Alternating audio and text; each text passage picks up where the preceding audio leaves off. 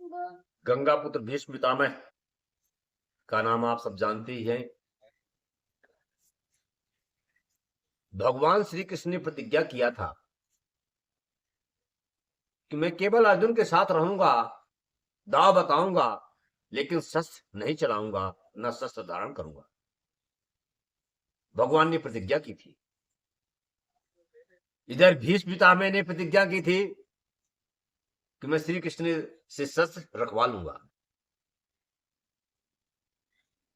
संघर्ष होता है, भारी युद्ध होता है, और उस युद्ध के दौरान श्री भीष्म पितामह पांडवों की सेना में हाहाकार मचा देते हैं।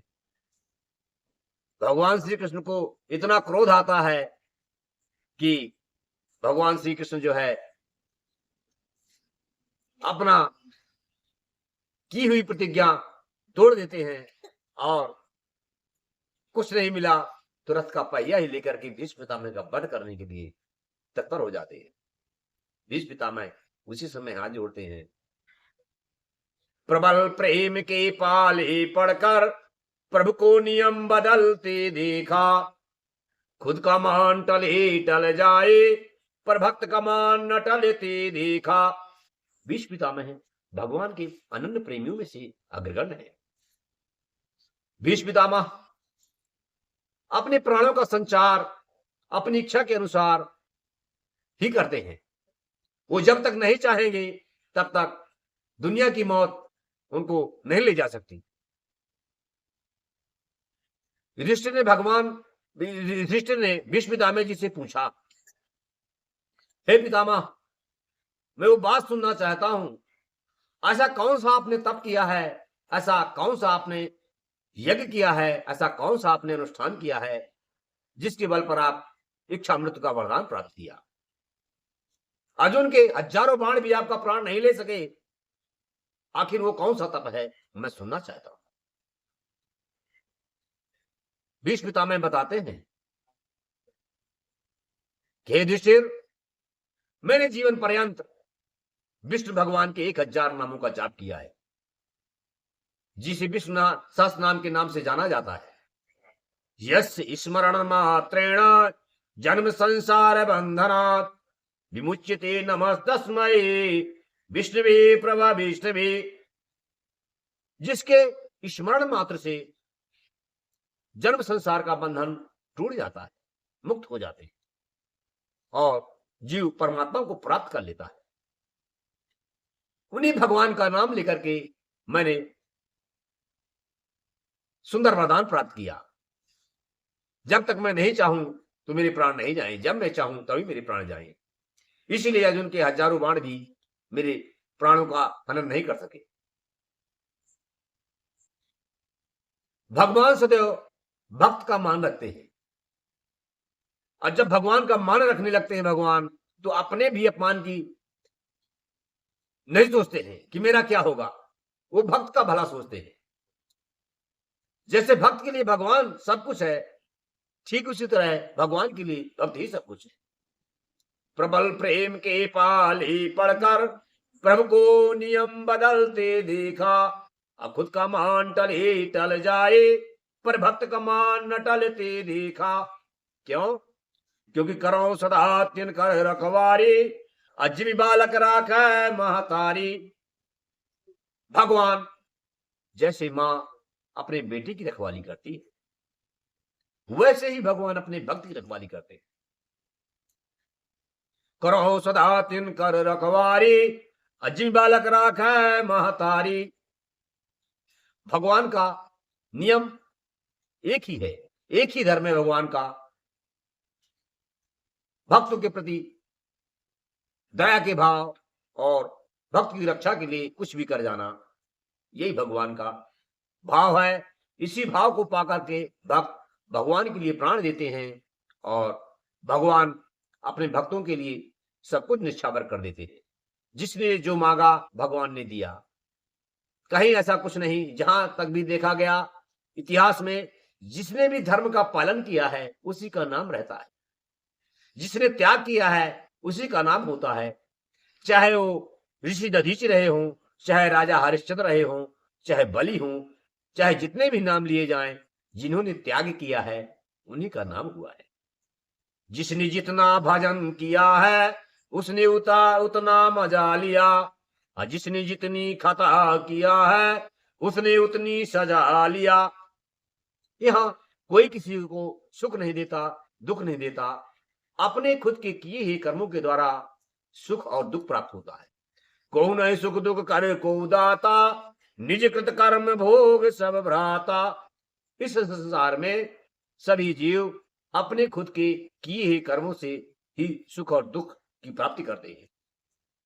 उसमें परमात्मा की कृपा यह होती है कि जीव जब भगवान की शरण में जाता है तो होता क्या है,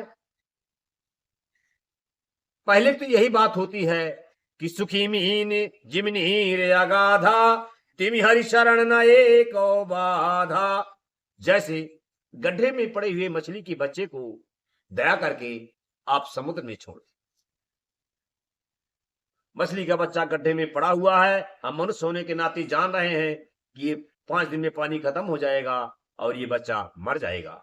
दया करके हमने एक बर्तन में लेकर के कुएं में नहीं छोड़ा, तालाब में नहीं छोड़ा, नदियों में नहीं छोड़ा, उसको समुद्र में छोड़ दिया। सुखी मीन जिमिनी रे अगाधा, वो मछली का बच्चा समुद्र पा गया। जल ही जीवन है, अब उसका जीवन सुंदर हो गया।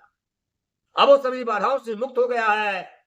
और अब उसी तरह से जीव जब भगवान की शरण में चला जाता है तो उसके जीवन की सभी बाधाओं का अंत हो जाता है। इसलिए भगवान की शरणागत होना ही पड़ता है। आज नहीं तो कल होना ही पड़ेगा।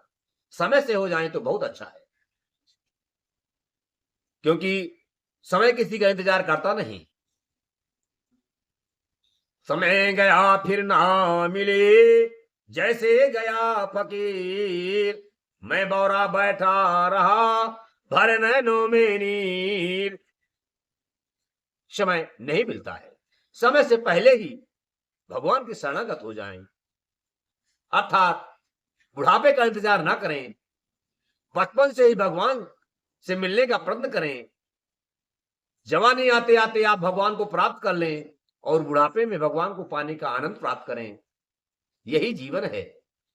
बिना भगवान के प्रेम के जीवन सुंदर हो नहीं सकता, संसार सुंदर हो नहीं सकता, और सुख का जन्म भी नहीं होता, अनुभव भी नहीं होता। सुख से कोसों दूर रहते हैं। जब तक भगवान के बारे में सोचेंगे नहीं, तड़प नहीं होगी, भगवान कैसे आएंगे। तड़पना पड़ता है भगवान के लिए, याद करना है भगवान का, चिंतन करना है, मनन करना है। बहुत कुछ करने की जरूरत नहीं, भगवान को याद रखना है। जब भगवान को याद करेंगे तो भगवान अपने छाया में रख लेते हैं भक्त को, और इसके बाद का काम भगवान अपने आप कराने लगते हैं। बस सौंपना है भगवान को। तेरा तुझ मेरा मुझ में कुछ नहीं, जो कुछ है सो तूर, तेरा तुझको सौंपता क्या लागत है मोर।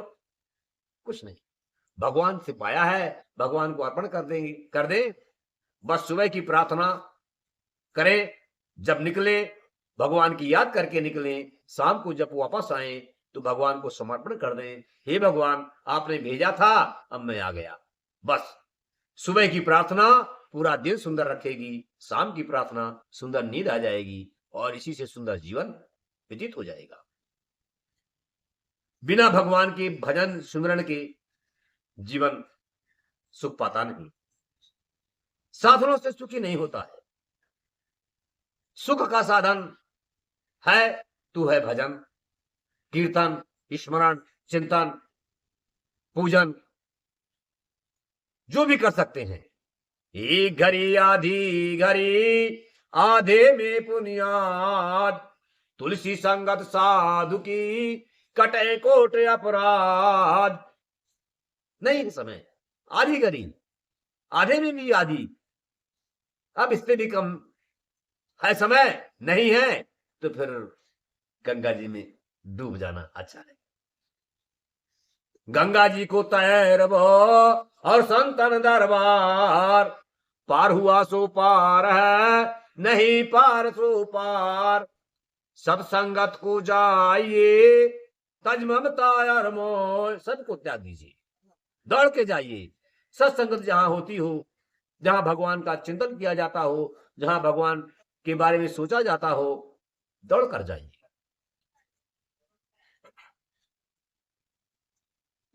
श्री राम जय राम जय जय राम, श्री राम जय राम जय जय राम, श्री राम जय राम जय जय राम।